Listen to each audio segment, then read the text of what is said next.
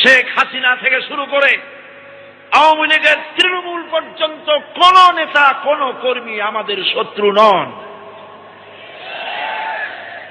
আমরা আপনাদের কল্যাণ চাই।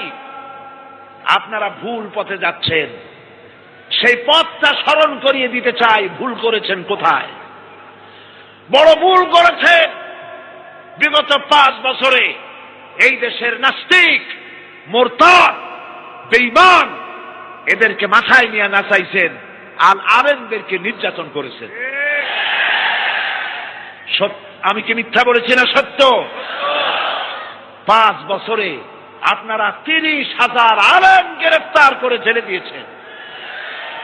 শুধুমাত্র 2001 সালের 1 জানুয়ারি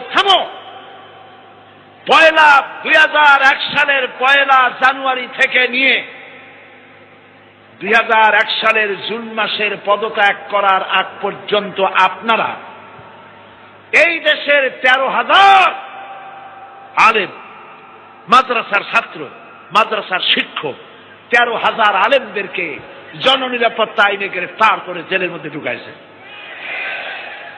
আপনারা এই যে লক্ষ লক্ষ মানুষের মাথায় টুপি, এই টুপি কি বিএনপির টুপি?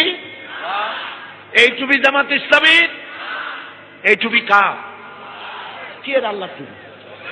এই টুপি কার? রাসূলুল্লাহ টুপি।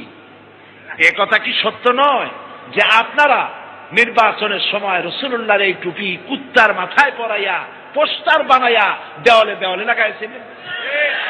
এ কথা কি সত্য নয়?